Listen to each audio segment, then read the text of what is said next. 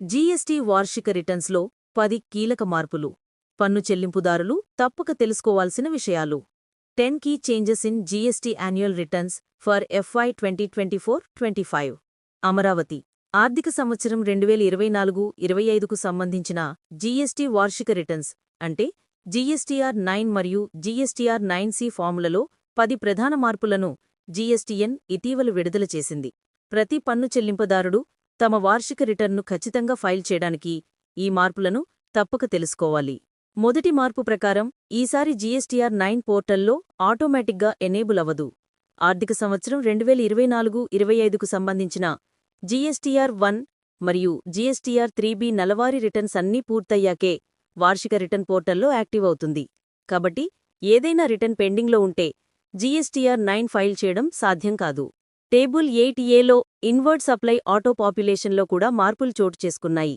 ఇకపై GSTR 2B ఆధారంగా auto populate అయ్యే డేటాలో 2024-25 ఆర్థిక సంవత్సరానికి సంబంధించిన ఇన్వాయిసులు అవి 2025 ఏప్రిల్ నుండి అక్టోబర్ మధ్య జీఎస్టీఆర్ 2Bలో కనిపించినట్లయితే మాత్రమే చేర్చబడతాయి. అయితే 2023-2024 సంవత్సరానికి చెందిన ఇన్వాయిసులు 2024 ఏప్రిల్ నుండి అక్టోబర్ మధ్య కనిపించినప్పటికీ ఈసారి టేబుల్ 8Aలో కనిపించావు. జీఎస్టీఆర్ 1A ద్వారా చేసిన సవరణలు అంటే అమెండ్మెంట్స్ ఇప్పుడు ఆటోమేటిక్గా జీఎస్టీఆర్ 9లోని టేబుల్ 4 మరియు టేబుల్ 5లో కనిపిస్తాయి. ఐటీసీ ట్రాకింగ్ కోసం టేబుల్ 6A1 అనే కొత్త టేబుల్ ప్రవేశపెట్టబడింది.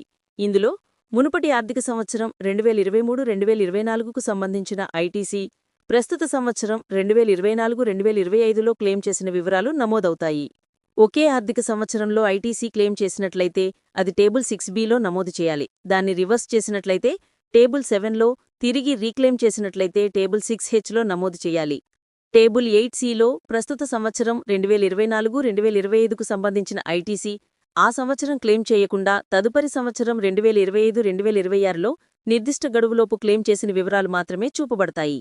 ఇక హెచ్ఎస్ఎన్ వివరాల రిపోర్టింగ్ సులభతరం చేయడానికి జీఎస్టీఆర్ 1లోని టేబుల్ 12లోని హెచ్ఎస్ఎన్ డేటాను కన్సాలిడేటెడ్ ఎక్సెల్ ఫైల్గా డౌన్లోడ్ చేసుకునే కొత్త సౌకర్యం అందుబాటులోకి తెచ్చారు. ఇది వార్షిక రిటర్న్లోని టేబుల్ 17ను నింపడంలో ఎంతో ఉపయోగపడుతుంది. చివరగా జీఎస్టీఆర్ 9 మరియు జీఎస్టీఆర్ 9C ఫైలింగ్లో ఆలస్యం జరిగితే రిటర్న్ డ్యూ డేట్ ఆధారంగా కాకుండా ఏ ఫామ్ ఆలస్యంగా సమర్పించబడిందో దాని తేదీనే లేట్ ఫీజు లెక్కింపు కోసం పరిగణలోకి తీసుకుంటారు. ఈ మార్పులన్నింటినీ దృష్టిలో ఉంచుకుని పన్ను చెల్లింపుదారులు తమ జీఎస్టీ వార్షిక రిటర్న్స్ను సకాలంలో ఖచ్చితంగా పూర్తి చేయాలని అధికారులు సూచించారు.